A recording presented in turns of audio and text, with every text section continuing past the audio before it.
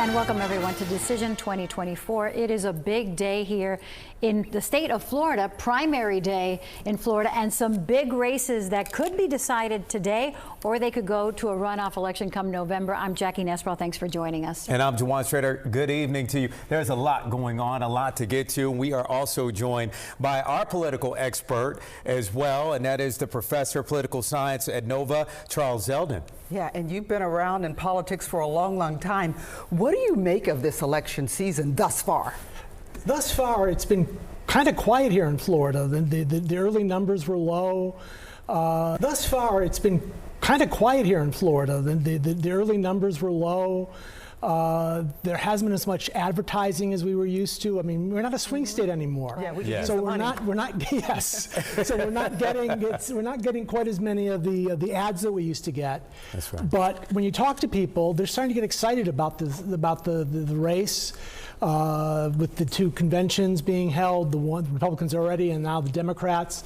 I know my students are getting interested. Mm-hmm. Oh, I bet they are. So we'll get a lot more from you as we go through the evening. Let's take a look at Miami-Dade Mayor, because all eyes are on this race. Of course, you have the incumbent Daniela Levine Cava, who's been here since 2020 when she ran, becoming the first woman mayor of Miami-Dade County. Laura Rodriguez has more on the party right now, that they're getting ready to celebrate potentially the race here tonight. Laura?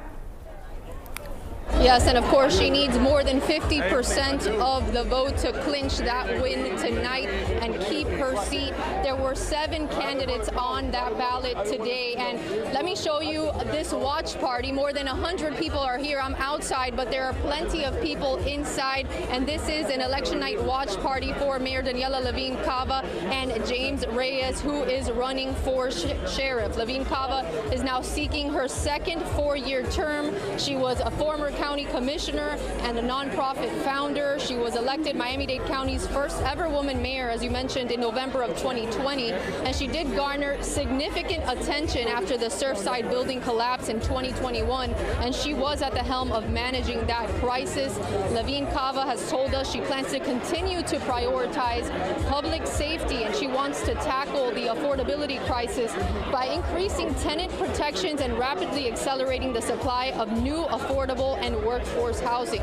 Another priority for her, she says, is protecting Biscayne Bay. She says Biscayne Bay is in peril. Now, back out live here, I am joined by one of Daniela Levine Cava's volunteers, Carmen Iglesias, who can tell us a little bit more about this race, the significance of the mayoral race. Why is it so important that everybody went out to vote today? Okay, it's very important because it's the counties, it's this city. This county is not easy. There are people from everywhere, and the mayor tried to help all the communities solve all the problems. For example, the environment. This is a city surrounded by water. The hurricane is coming, and Daniela has been involved in that, and also the education to get the guns out of the streets and everything. And she tried to supply all the needs of everybody. And also we have a lot of condominiums. I live in a condominium, and she was very involved in what happened in the Chaplin Tower. That was an important issue to you, the condo issue as well. Also she found a way to get some kind of help for the condominium owners to pay for the repairs. And tell us a little bit about the mood here. This is definitely getting packed, and inside it is more full than it is even outside, but I think there are definitely more than 100 people out here at this point. Safe to say she had a lot of support here today. She has a lot of support, and I insist on that she is involved with all the communities, the African American, the Latinos, the Anglo, the you name it, everyone, and also she tried to try harmony in the community. Perfect. Thank you so much, Carmen Iglesias, again a volunteer for Mayor Daniela Levine Cava. The mood here right now, jovial. You can hear the music. Like I said, definitely more than 100 people here at this point. And by the way, the county mayor is, of course, the county's top administrator, responsible for more than a $12 billion budget. The county has roughly 30,000 employees and serves nearly 3 million residents. So definitely a race many people are keeping a very close eye on.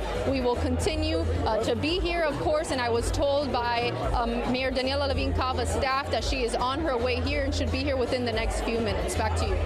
Yeah, Laura, that supporter there was talking about some of the main issues that the mayor has tackled head on, like affordable housing and the environment and transportation, which has really made a difference to the residents of Miami-Dade County. Definitely, and as mentioned too, affordability crisis, that was something she said today and has told us in multiple interviews. Many people concerned about the rising cost of property taxes, of homes, many people saying they can't afford to live in Miami-Dade County. So she says she is definitely planning to continue to work on the affordability crisis if she is elected once again. And of course, everyone here supporting her and really hoping that she clinches more than 50% of the vote so that this race is over. So, Laura, one of the interesting things, though, is one of the people in the race against her, Alex Otaola. He's brought kind of an interesting mix into the race, even him saying he will not be speaking English if he won. He'd interpret through an interpreter to the constituents. That's right. He said he would be governing through an interpreter and told my colleague Steve Litz that essentially it wouldn't be a problem. And the reason he uses an interpreter is because he wants to make sure that his words aren't, confused or that he doesn't have any grammatical errors. So for him, it was important to get that message across. And Otaola is an influencer, very popular in the Cuban community and in Cuban American circles. So many political insiders were saying he definitely had some sort of following, but again, there were some doubts as to him governing essentially in Spanish, but he's saying that would definitely not be an issue and would not take away from his capability to be mayor of Miami-Dade County. And Laura, just a quick question here for you. Who do they see as being her biggest challenger? I mean, because there were so many candidates trying to challenge the mayor. Who do they see as being her biggest threat? Political insiders say Manny Seed, who is the mayor of Miami Lakes, and Alex Otaola, who we were just speaking about, who is that influencer. And now as for Manny Seed, again, he is the current mayor of Miami Lakes. He is also a business owner, a restaurant owner, and he has really been campaigning on property taxes, saying that he is going to cut property taxes by 10%, and that has been his big selling point. And some people, some residents of Miami-Dade County really buying into that and saying, they like that priority that he has been speaking about on the campaign trail. Yeah, Laura, he definitely has been talking about that and talking about helping the middle class here, and he's done a lot. Many people, residents of Miami Lakes, really like him and the work that he's done in the city of Miami Lakes, in the town of Miami Lakes, and many people expect that could be her strongest challenger if there's a challenge. Okay, Laura, thank you. We're starting to get some numbers in to the NBC6 newsroom, and take a look at this. As we mentioned, the mayor would need 50+1 or any of these candidates, and right now she's at 60%. And of course, as we mentioned, Manny Sid, the mayor of Miami Lakes, has 21%, followed by Otaola with 11%, and then Charles Guerin with 3%. If we can bring in now Professor Zeldin, if you don't mind, because one thing that Laura mentioned there today was the importance of voter turnout. And we've been reporting for the past couple of weeks, since early voting began, it's been very low. Today, when I went to my precinct, I was the only one there. There was only one other person that had just finished voting. So I think that's key. Yeah, there's a sense of almost despair among some voters that it's not really mattering. And as a result, a lot of them are not simply showing up. It's a way of voting with your feet, which is to say you don't walk to the polling place and cast your ballot. And in doing that, you are making a statement about your attitude towards the candidates or towards the election as a whole. And it's going to be problematical come November. Because both sides, Republicans and the Democrats, need big turnouts to follow through on their strategies for victory. Yeah, it could be a precursor to what's to come in November, even though there's a lot of excitement now because of the presidential election and Yes, DNC happening this week as well. And that will make a difference. Mm-hmm. All right. Okay. Well, of course, there are a number of races that we want to get to. And as you know, Professor and Trina and Jackie, we want to take a look at the Miami-Dade Sheriff on the Democrat side. As you're taking a look right now with 47% here, James Reyes at 47%. You see everyone pretty far behind. But of course, the numbers are still coming in as of right now. Miami-Dade residents haven't voted for a sheriff for nearly 6 decades. And so we're going to check in now with reporter Laura. Okay, we are not. We're going to go on the Republican side right now and take a look at that. And right now you're seeing the numbers there, and you can see that 24% for Rosanna Stutz and Joe Sanchez, who's a familiar face with the Florida Highway Patrol. He's at 23%. Mario Knapp at 14%. Ernesto Rodriguez is at 10%. As the numbers are still coming in. Interesting about Rosanna Cordero Stutz, because she received the endorsement of former President Donald Trump. She was even surprised about that. And now we're seeing some of the results of that, where she's leading in the race of the very full race for Miami-Dade Sheriff. First time in close to 6 decades right now, 58 years, 1966. And you see now some of those results of the 11 candidates that are running for Miami-Dade Sheriff. Okay, we're going to take a look at Broward Sheriff. Of course, we know the incumbent is Sheriff Gregory Tony as of right now, who is leading. This is with 21% reporting. We see Gregory Tony right now with a strong lead at 49%. And we see Steve Geller at 35%. Al Pollack with 11% as the numbers continue to flow in there at the Broward Sheriff. Those numbers coming in. And of course, we could know who our Broward Sheriff is tonight, because there is no Republican challenger. And Professor Zeldin, I mean, I think what's important here with Sheriff Gregory Tony, because there were some questions surrounding him as sheriff, you know, when the application process and some inconsistencies. Yes, and questions that go back last few years about him and his background and his truthfulness in applying to be a part of the sheriff's office. But he's also very well funded. And he put out a very strong campaign, a lot of social media, and that can pay dividends. That's true. And, you know, it's interesting because, of course, we saw the opening of the new state-of-the-art center that opened up, and some wondered if those were best used as far as the money is concerned. And of course, all of his opponents coming out, bringing up his past and whether or not they challenge him. But I wanted to ask you about name recognition. How important is that in a race, especially like sheriff? Well, for lower ballot races, it's kind of key, because for a lot of people who are voting, they're not what you call high propensity voters for local races. They don't follow the news as much as they should. They don't read the papers. They're not political junkies. Most people are people who think about the election as it comes up.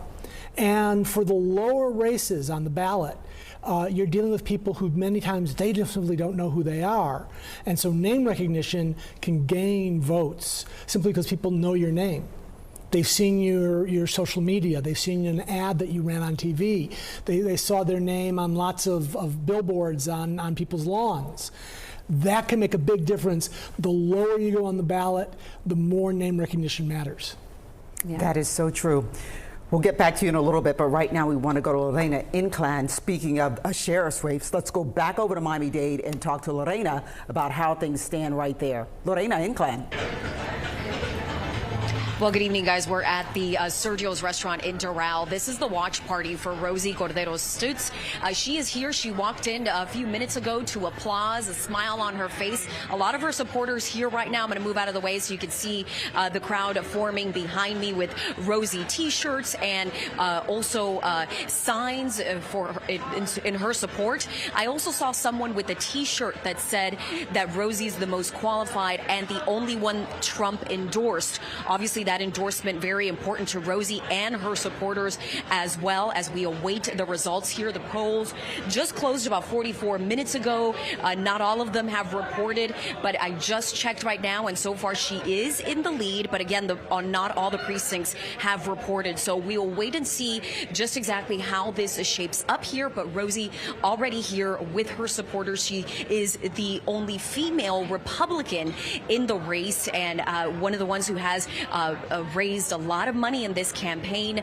A lot of people here hoping that she will get the opportunity to be the sheriff of Miami-Dade County. A lot of her supporters say that she has the right qualifications to be a sheriff. She's been in the department more than 20 years and currently is in the team that is in charge of helping to transition the Miami-Dade Police Department over to a sheriff's department. So she has talked about how that is an important insight to have as a sheriff. So we'll see just how this plays out here tonight. But this watch party just getting started as everybody's on their phone watching the TV screens here to see how their candidate fares in this primary race. Back to you in the studio. It's still a close call. She's got 24% of the vote right now, and Joe Sanchez, another familiar face, has 23%. Lorena, stay there for a moment with us.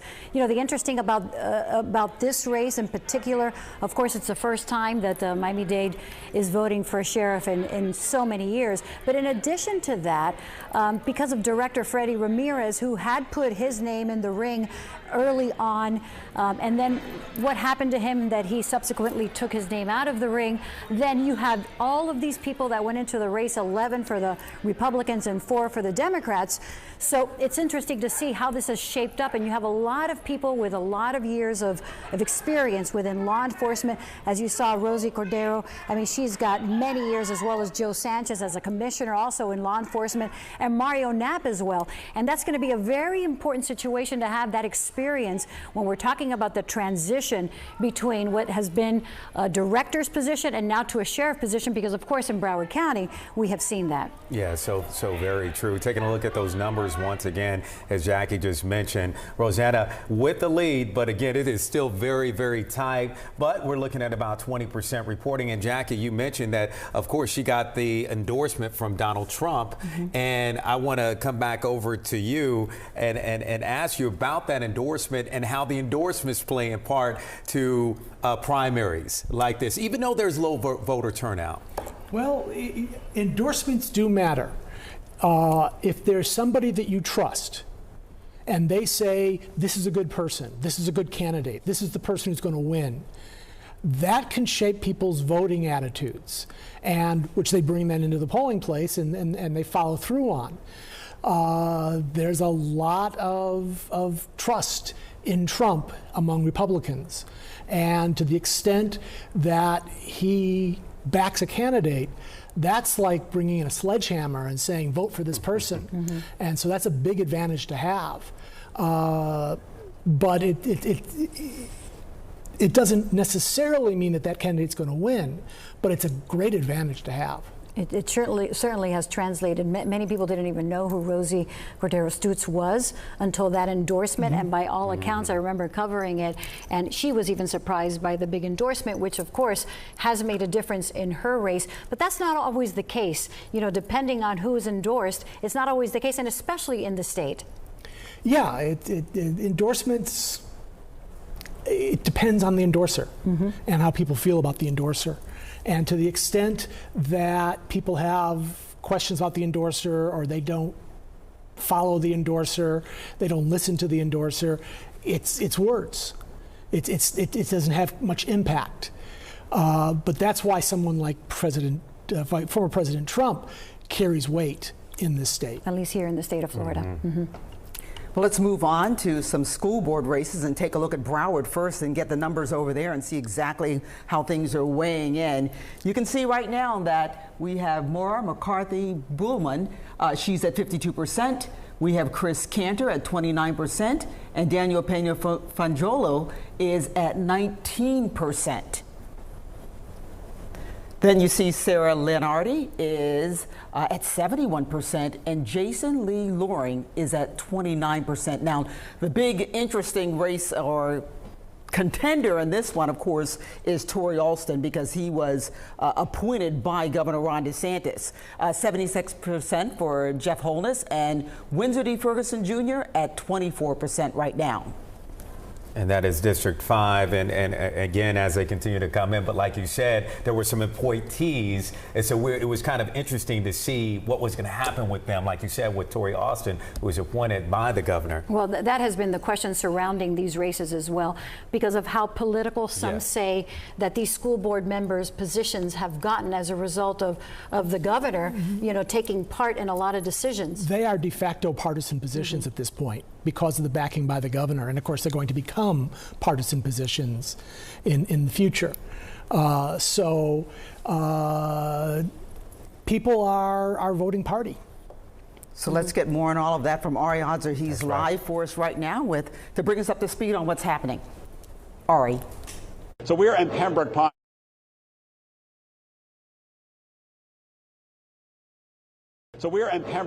I'm with Rebecca Thompson. It appears that Rebecca has just knocked off Tori Alston for a school board seat in District 2. Alston had been appointed by Governor DeSantis. What do you think put you over the top? Well, I think it's really about community here. I've been working at this since September, knocking on doors, talking to people, seeing what's important. I'm here in our community. I live here. Mr. Alston did not visit our community. So we really just came and get together and made sure we spoke out and showed the values of our county, which is strong education, caring about every student, and keeping our students safe.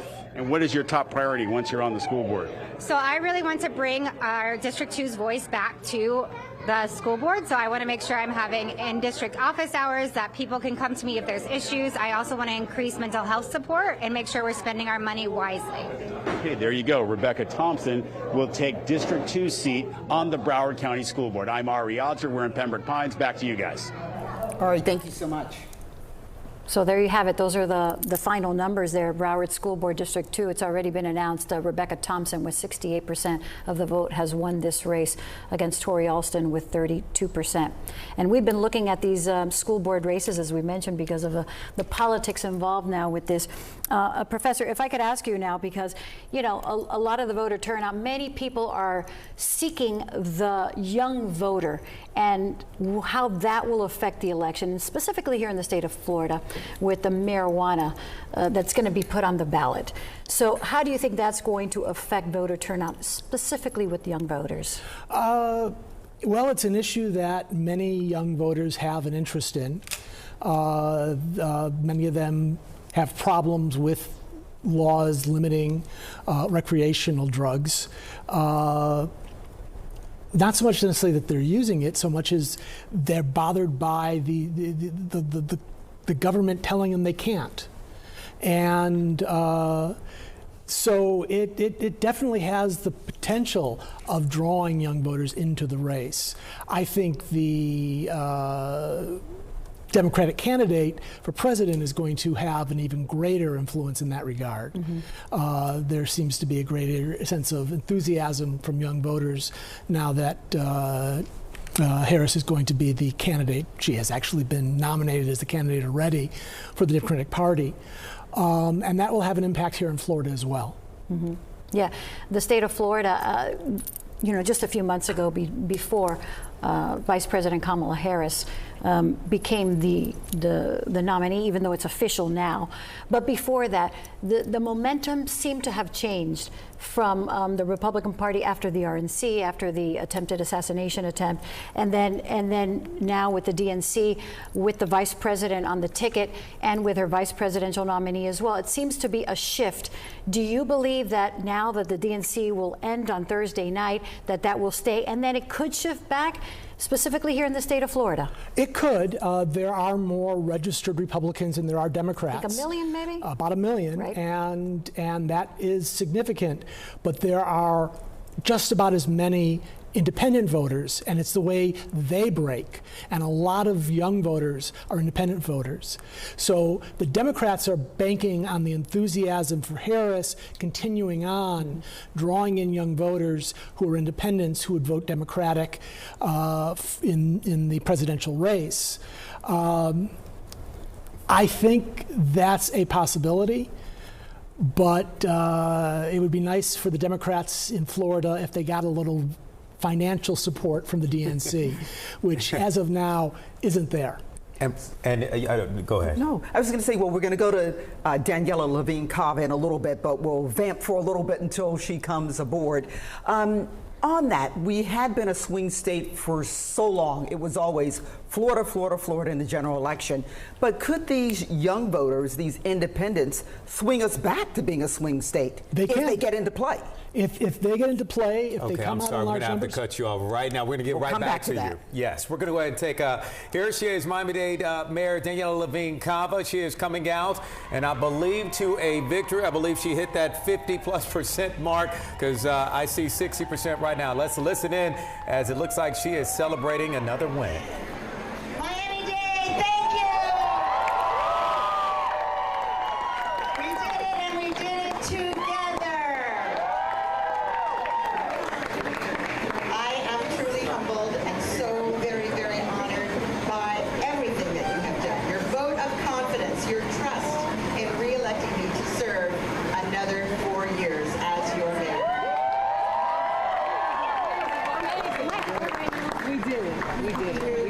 Really hard work. That's a good word. Through incredible successes. We see it. Unwavering commitment. We see it. Long hours, hot days and nights.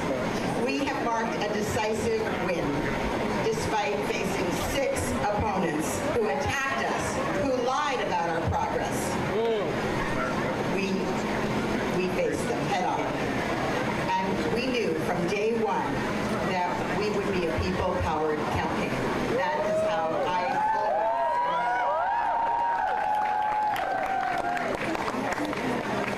and we knew that going forward, I would continue to be focused on vision, integrity, and delivering with results. With everyone's passion and energy for good government, I knew that we would be unstoppable. And unstoppable we were. And you've heard the results. An impressive margin this evening, a decisive victory. Thank you, especially to my dear husband, Rob Cava.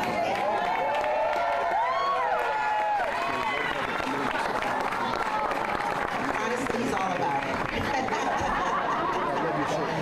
And my son, and my daughter-in-law, and my daughter, and my daughter-in-law, and my grandbabies, and my sister-in-law, and my brother-in-law, and so many cousins. Cousins, colleagues, friends. Thank you for being on this journey with me. To my official mayor's team who are here with us this evening to celebrate this win, thank you for pouring your hearts into public service to do the important work for our community and for believing in me and my vision. Thank you.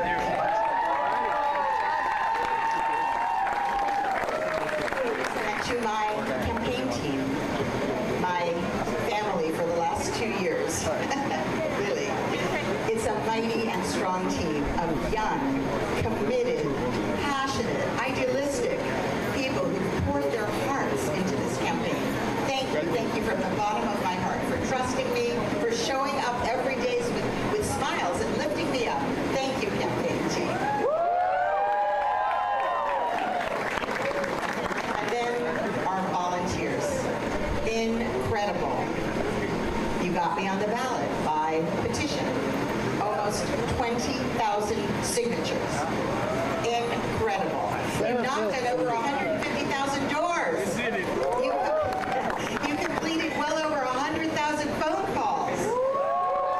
And you inspired and showed up each and every day to make sure people knew that we were people powered.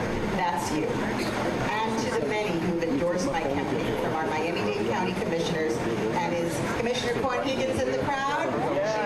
Thank you, Commissioner, for standing here with me and believing in me and doing a great job at District 8. And to our city mayors, our city vice mayors, our city commissioners, council members, labor leaders, small businesses, chambers of commerce, community groups, and great businesses. We could not have done this without you. So thank you again for your unwavering support and your trust in our campaign. So I come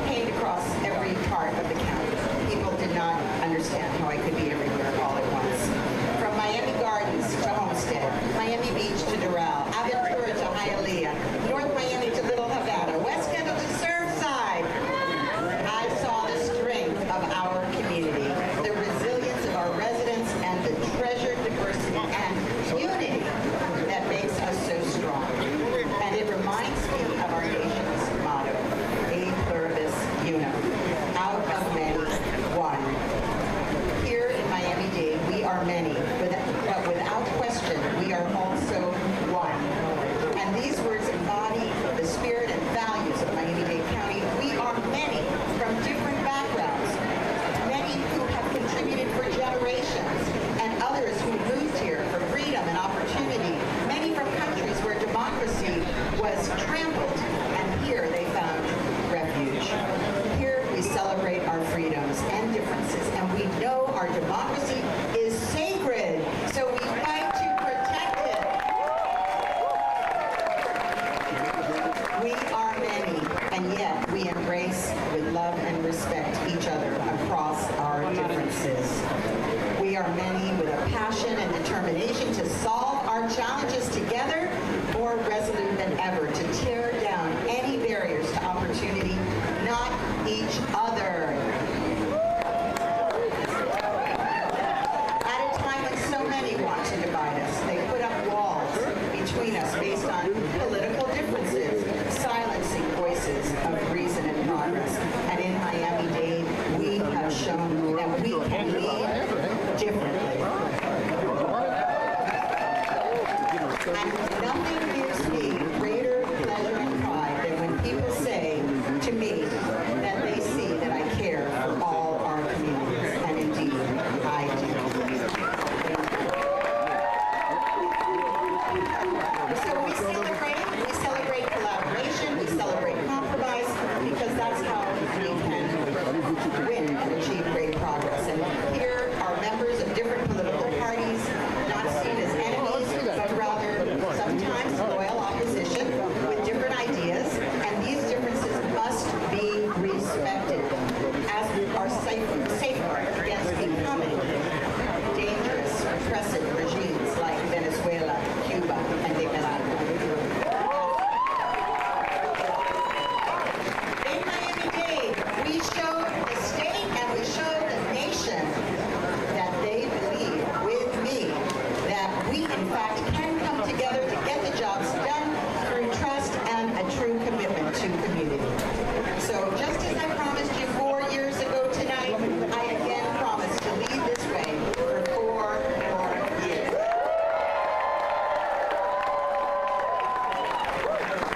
I am ready tomorrow to continue the work that needs to get done.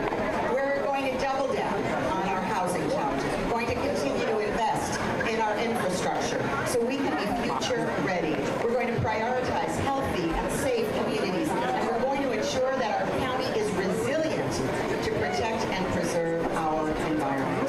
So we're going to continue to partner with our business community so together we can chart a path for progress to take on the challenges big and small with a promise to be community focused, to empower people to achieve their full potential and to live their American dream. So without doubt, what makes Miami-Dade great is our people. And just as our nation's motto reads, out of many, one. We are one Miami-Dade, today, tomorrow, and always. I truly celebrate. I am so humbled by your support, your vote of confidence, and so I reiterate today, I will continue to lead, always, with a clear vision, with integrity, and a commitment to deliver results. You showed me I can count on you for the journey, and you know you can count on me. Cuenten conmigo!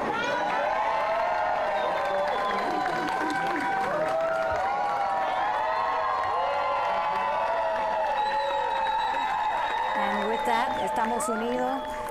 She talks about we are one. Miami-Dade Mayor Daniela Levine Cava with a decisive victory here tonight, 60% of the vote, speaking at Ball and Chain in Little Havana next to her husband, Dr. Cava, talking about the promises made the last 3.5 years and the promises she wants to make for the next 4 years. Yeah, you see she won with 60% there, and the biggest challenger, Manny Sid, with 22%. And you know, we're talking about influencers. I think we've been talking about a lot of influencers and their impact on elections, and one of them happened to be the third one there, Alex Atiola, and he received 12% because some were wondering, because he didn't speak much English, whether or not he would be a big challenge to her.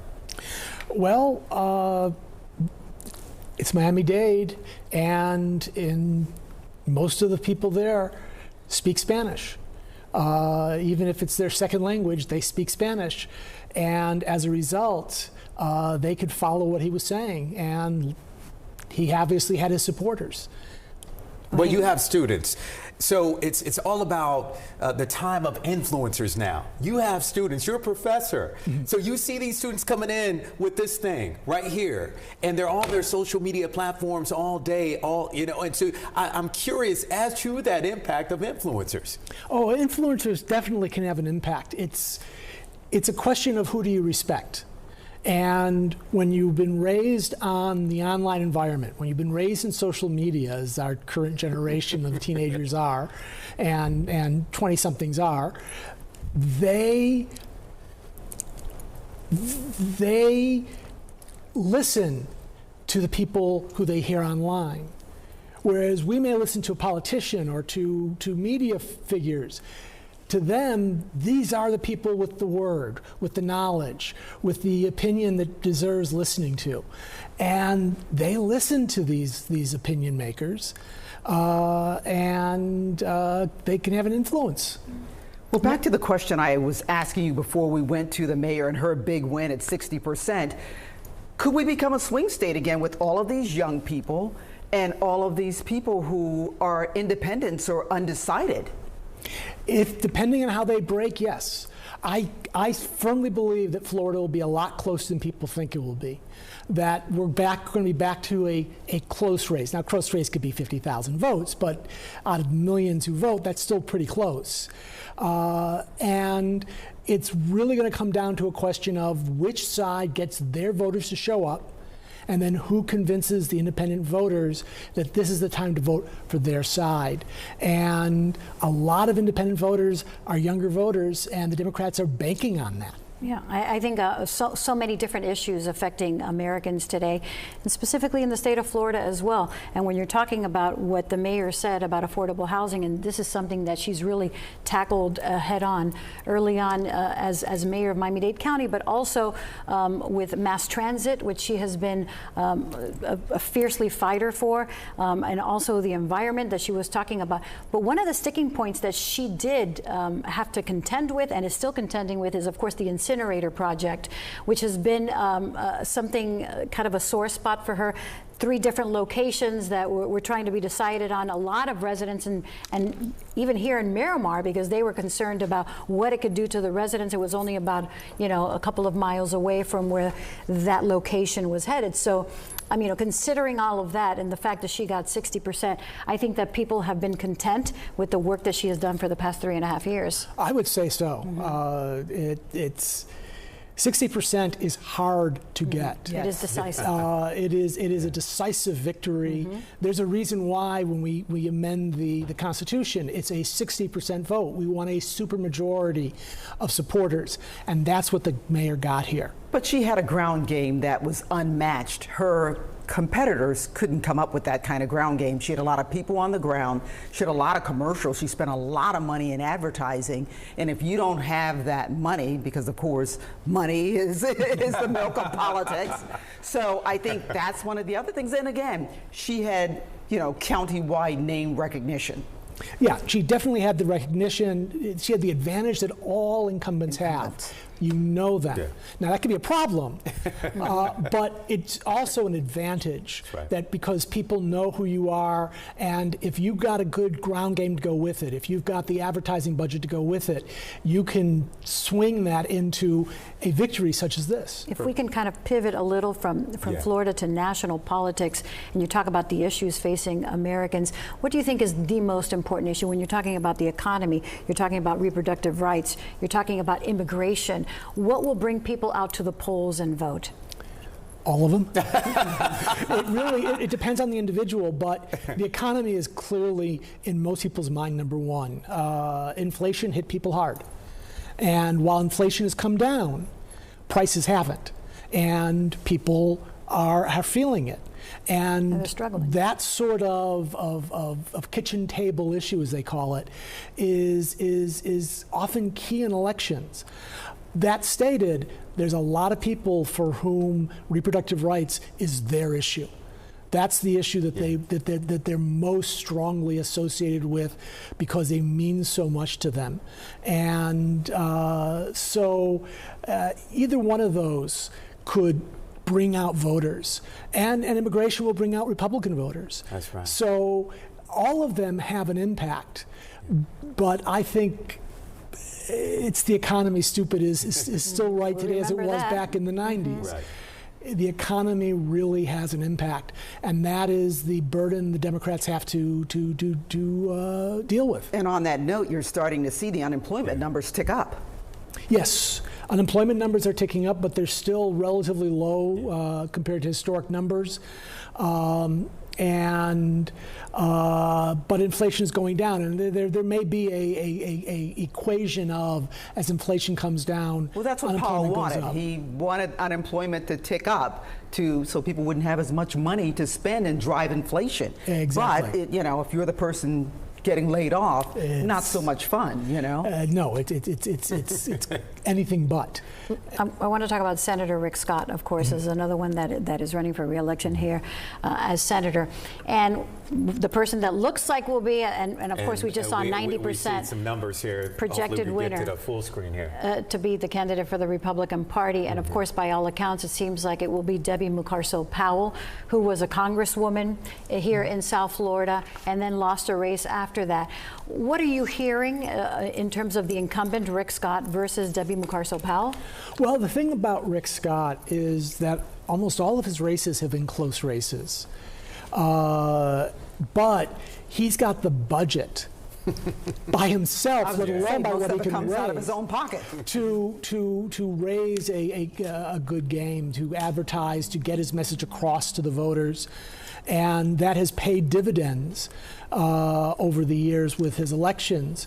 But I think what Debbie is betting on is that he has close elections, and that there will be another one here.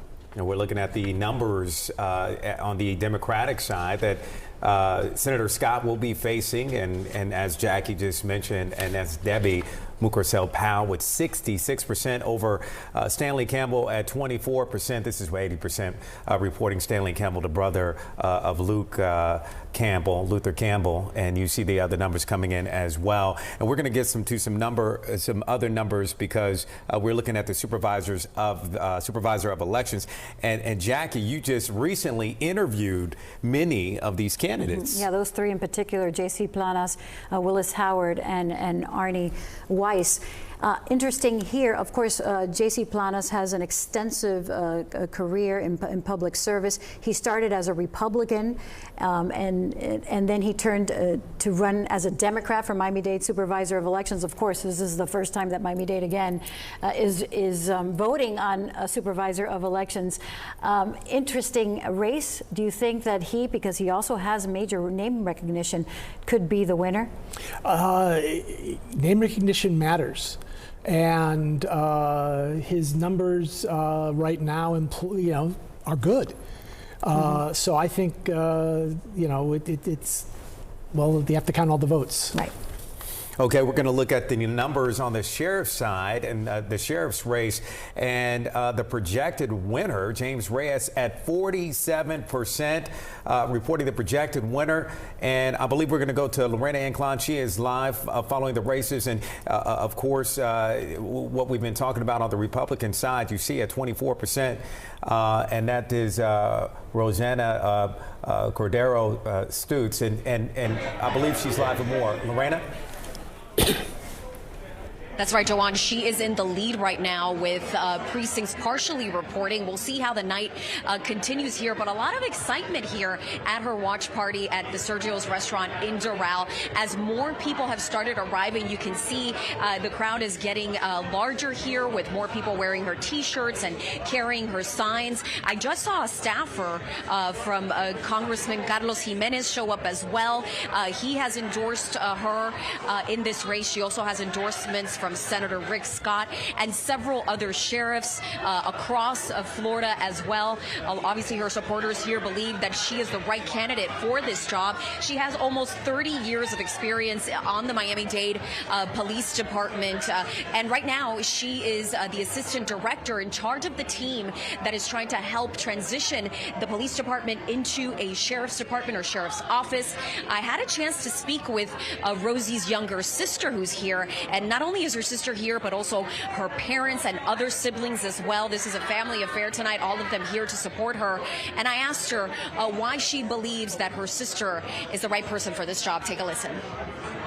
Okay, there's just countless reasons why that would be. But number one is because my entire life I have seen what a person of service she is. 28 years in this department. She has risen the ranks. I've been by her side seeing all the things that she's done from the beginning, from being in a patrol car all the way to being the assistant director, being in charge of everything, how much she cares about the community, how much she cares about her job, cares about the people, really wants to do her best, put lots of effort into everything she does. It's just really amazing. So I know in the heart of hearts, no matter what, just based on that alone, she's the person for the job.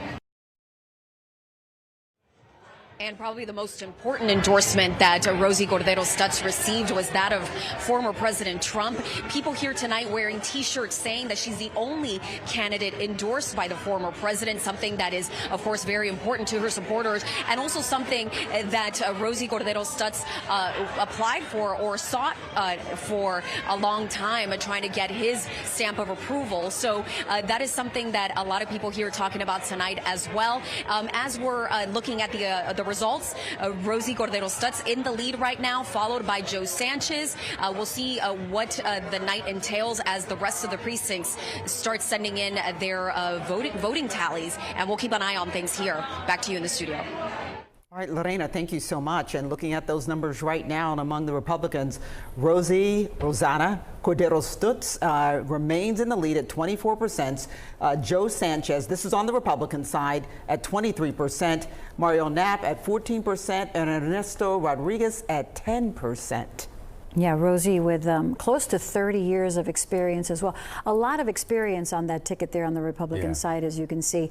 But it looks like right now, at least, that she's ahead, and that could be significant in terms of what she can bring to the table as a woman with that kind of experience in that position for the first time in so many years in South Florida, in Miami-Dade County in particular.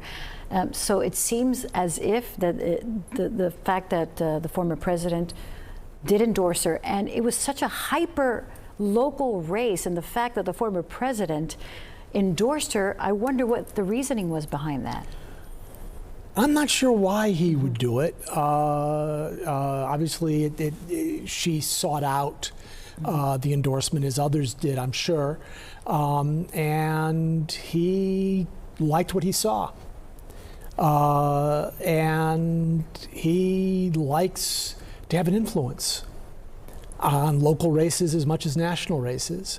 And so while he doesn't do a lot, when he does throw his support behind somebody, he does that with the hope and expectation they're going to win. You're a professor at NSU, Broward County. Another big race was the Broward Sheriff's race, and the question mark as to whether Gregory Toney would win this race as well. And it looks like he has at 50%. There it is. He is the projected winner. Of course, we've been talking on this panel basically pretty much about the question marks with Sheriff Toney, but it looks like he is going to edge it out 50%. And what does this tell you after everything? He is a projected winner. He's going to be sheriff again. What does this tell you? It tells you that name recognition really does matter. It tells me that the fact that people are familiar with him played a role in terms of how people voted for sheriff. The other candidates, they didn't have the impact. They didn't get their name out as much. So it was harder to know who they were and what they stood for. Whereas the Sheriff Toney, people knew where he stood, and obviously enough people liked what he said to have elected him for re-election. You know, and we're getting some information right now, and I believe a statement. One of you got it? Yeah, I have it. Right. There's a statement from Sheriff Toney that saying, quote, "As we move forward into the general election, I share a message of hope and unity for our country, state, and for Broward. As partisan politics continue to polarize and divide our nation, I'd encourage other elected officials and leaders to focus on building unity versus division. It's easy to tear down down, but the true sum of a person can be seen in what they attempt to build up. I'm truly honored to once again be selected by the Democratic Party to serve as their nominee. For approximately 6 years, I've focused on reforming the Broward Sheriff's Office into the finest public safety organization in the country once again. That is a statement by the projected winner, Gregory Tony, for Sheriff of Broward County. And that word unity, a big word in both local and national politics this year. Definitely. We've been very partisan as a nation. A lot of strong feelings. And there's a lot of people who would like to see the partisanship calm down and for people to work for the common good. That's an issue that the candidates at all levels, local as well as national, are going to have to take into account as they plan their strategies. We were on the conversation about Rick Scott. Now, if he were to win, he wants to take over Mitch McConnell's position, who is the Senate Republican leader who will be leaving. He's retiring this year. We've seen those couple of times where Mr. McConnell actually froze, almost like a Joe Biden moment where he just didn't move and then people started questioning his health and then he decided to retire. Yes, and Scott feels he has a good chance to be Donald Trump's spokesman in the Senate. If Donald Trump wins the presidency, or to be a foil for a President Harris if Donald Trump doesn't win. And it's a question of, does he have the support of the caucus of Republicans in the Senate? They're a fractious bunch. Well, and Mitch McConnell has sat in that position for so long. I'm sure it's very coveted at this point. Oh, without a doubt. It is a very powerful position. It's one that people spend years preparing themselves for. They become assistant majority leaders, party leaders, and what have you, in the hope that will move them up. Rick Scott is hoping that politics and his positions will win over his fellow Republican senators in choosing him as their leader. When you talk about the balance of power, and of course, many representatives will be up for re-election in Congress, in the Senate, and of course, the White House. Do you feel that one party could gain all three? It is definitely a possibility. It really depends on which party catches lightning. Mm-hmm. Which party's message really resonates. And again, not just with their own voters to get them to show up, but with independent voters. And it is very possible that the House stays in the Republican hands, that the Senate switches to the Republicans, and that Donald Trump is reelected. It's equally possible, however, that the Democrats hang on to the Senate, they win over the House, the numbers are there for them if a few races fall their way, and that Harris is I was about to say reelected, but is elected as president. And but the odds are undivided government, because that's what most Americans want. Mm-hmm. We don't trust putting all the power in the hands of one party. We like the idea of splitting it and making the parties fight it out. And they do a lot of that. And they do a lot of that. All right. Well, Professor Zeldin, thank you so much for joining us and your insight.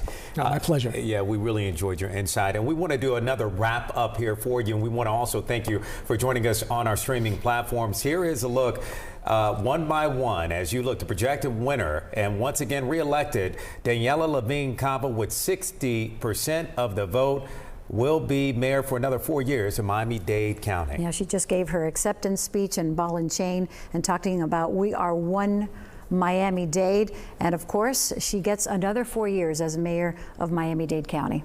And looking for the number at Miami-Dade Supervisor of Elections, you can see that J.C. Planas.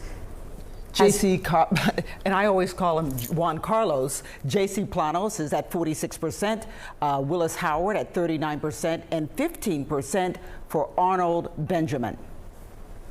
Yeah, Arnie Weiss was a businessman, and he was a long shot coming into that race. J.C. Planas, for the most part, because of his name recognition, many people thought that he would be the ultimate winner tonight. And of course, projected winner for, we were just talking about, the Broward Sheriff, Gregory Tony, overseeing the largest in Florida with 5,800 employees, 2,700 certified deputies, 700 fire rescue. Again, Sheriff Gregory Tony will lead the Broward Sheriff's Department. He received 50% of the vote.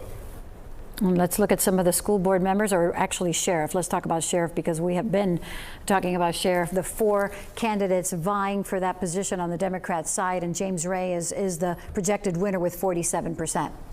Ricky Mitchell at 23%, and as we switch on over to the Republicans, Rosanna Cordero-Stutz at 24%, Joe Sanchez at 23%, Mario Knapp at 14%, and Ernesto Rodriguez at 10% on the Republican side for the sheriff's race. Yeah, it's still too close to call the projected winner in the Miami-Dade side on the Republican side. But once again, Rosie Cordero-Stutz has 24% right now. Yeah, you got that right. Again, we want to thank you so much for joining us on our streaming platforms, and we have a lot more to talk about. I still have about a minute or so. So, any final words, Professor Zeldin? I don't want to fail your class. Any final words for everyone out there as we close down the primary election? I think it's safe to say that there were no surprises tonight. There were no surprises so far tonight. The close races are the ones we expected to be close. The extent to which we are seeing people get over 50% is significant. That shows a political strength that wasn't necessarily obvious, but is in retrospect. And my final thing is voting matters, and to the extent that we the people vote, we have a say in who gets these positions. Yeah, let's hope that voter turnout, as it was for this primary, doesn't translate into what happens on November 5th. Yes, we need in general, people turn out. I mean, they get more passionate, and right now you see what's going on in Venezuela with that election. You would think that would even motivate people more to take this election seriously and put the people in power that they feel best represents them. Definitely here in South Florida, there's a large Venezuelan community, and of course many people questioning the results of that election. But we have a lot to talk about, and we have the Democratic National Convention that's up now with some major superstar power that will be speaking there tonight on the stage. Of course, we're talking about former President Barack Obama and his wife, who will be speaking there tonight, and by all accounts there will be some fireworks there in that convention. There will be indeed. We encourage you to watch tonight. Be sure to tune in on NBC6. Thank you so much for joining us on our streaming platforms. We'll see you tonight at 11 on NBC6 News.